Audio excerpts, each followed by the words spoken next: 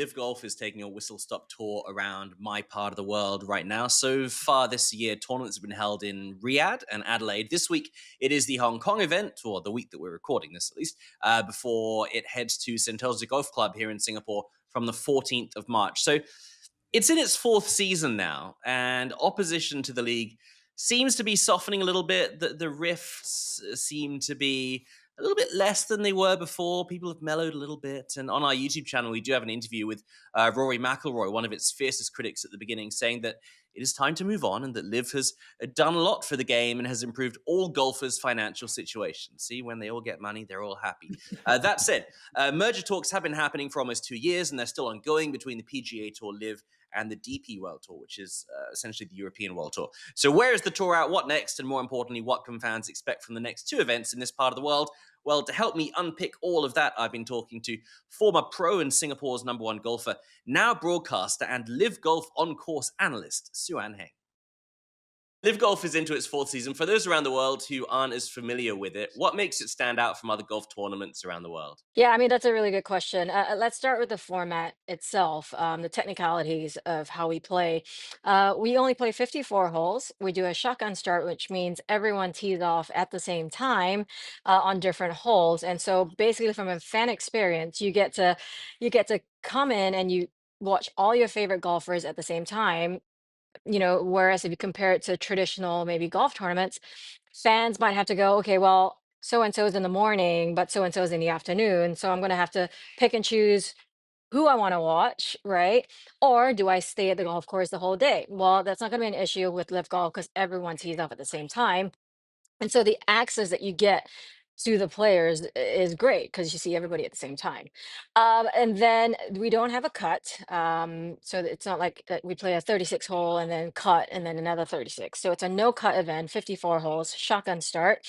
And then one of the most unique things about Live Golf is the team aspect, which is something that uh, is not very popular, I guess, with a sport like golf. It's very much an individual sport. I obviously have the Ryder Cup, the President's Cup, the Solheim Cup, and then maybe even the Olympics. So not a lot of team type formats in the game of golf. So that's what we have. We've got 13 teams, 54 players. Every team has their own identity, and four scores count every single day for the team competition as well. So it is really cool. Now, from the fan experience, this is where it really is great. It's kind of, if you think about it, like the F1, which you love so much, Ed.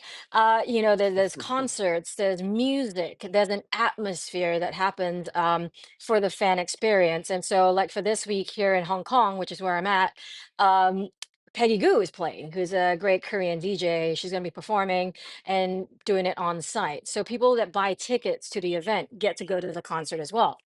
And then let's talk about Fan Village. I mean, that's a whole different experience in terms of what you can look forward to. There's really something for everyone, not just every age, but every skill set. And it's a great way to introduce people to the game of golf. And it's just a fun atmosphere. And I think something that we do different out here is we do play music on the golf course.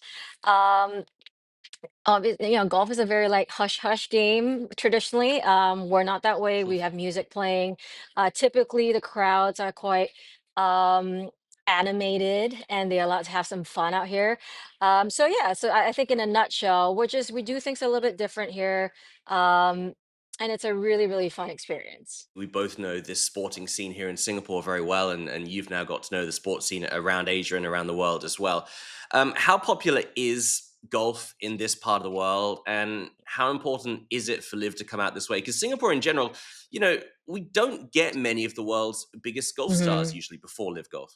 Yeah, I mean, absolutely. I mean, look, we had the Singapore Open, obviously the HSBC, showcasing the best female players in the world, which I think is brilliant, and it's been such a successful event for so many years. I mean, if you watched last week's event and the turnout and people cheering on Lydia Ko as she made that putt at the end, um, but now it's continuing to grow in Singapore. As you can, we have so many professional events now. We've got the HSBC, we've got LIV, there's a DP World Tour event happening as well. There's a KLPGA event that happens in Singapore. At the time, we had the Asian Amateur.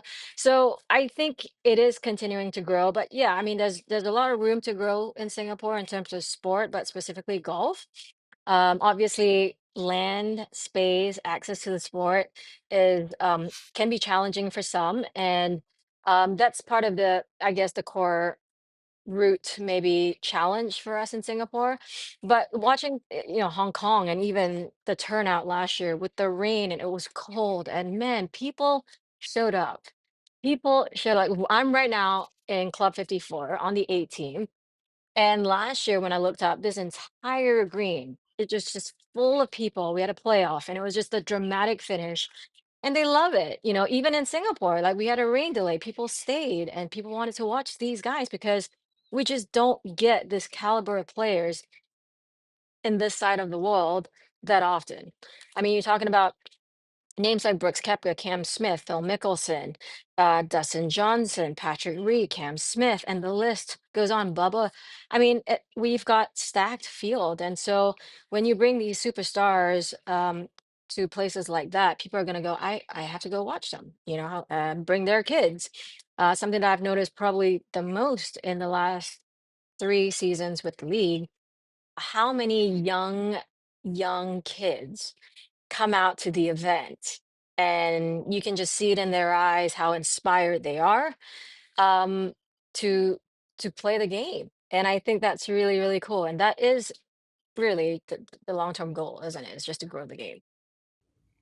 Yeah, fantastic talking to Su Ann Heng. I actually used to work with her back at Fox Sports in the day. So great catching up with her again, Mm. and really excited to have Live Golf in this part of the world. You can watch the whole interview on YouTube if you want to find out exactly what we talked about in its entirety. But I'll come to you first, Todd, I guess, because without wanting to get too political on this podcast, there is a new man in the White House, and he apparently is going to be the one that solves all these problems. I guess I can't wrap my head around this. I got to be honest with you. I think live golf is a new thing. It's a different thing, and there's nothing wrong with new and different.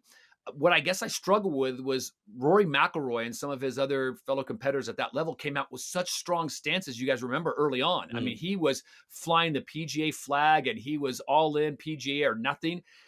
Flash forward 10 months and as Ed pointed out, things have changed a little bit, and I'm sure that has been moved along by extra dollars and things deposited into his account, and by the way his money has raised because of it.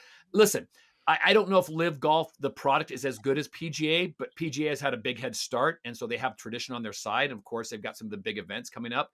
But we're coming up to major season this spring, guys, and I think this is going to be a big telltale. You're seeing Live Golf players transfer over and doing just fine in the PGA, but you're not seeing PGA players go over to live golf events. So I think this year something's got to give. Yeah, like you've both said, there's definitely been a softening of the ways, and that does help when increased purses on the PGA Tour keeps those players happy. There's been compensation, for players that haven't left the PGA Tour to go to Live Golf, that haven't been enticed by it. One thing I would say about Live Golf as a tournament over here, we only have one Live Golf tournament. That one is in Staffordshire, and it sold out really quickly. So the appetite for fans, like it is, I think, with any golf tournament, is massive. I think where Live Golf might let itself down, and I think we are going to have to just assume that they're going to be around now for a long, long time, is that maybe they need to, if it's going to be a global tournament like they want it to be, a global competition, they might need to start looking at doing more maybe UK events Mm. or more European ones, because there's only the Andalusian one as well that is staged in Europe. And in my mind, I think if you want to entice more fans, you got to start staging these events across more places than just I think America has 7 of the events, and obviously the Far East too, and in the Middle East. I just feel that's where they're letting themselves down, and maybe that's what Brooks Koepka has been speaking about, where he has indicated that we're still far behind where we should be, is what he said in a recent interview, wasn't it? So that's my take on it. I just feel we've got to get used to it. It's going to be around for a while, but I think they just need to open their eyes to trying to do more tournaments in other places too.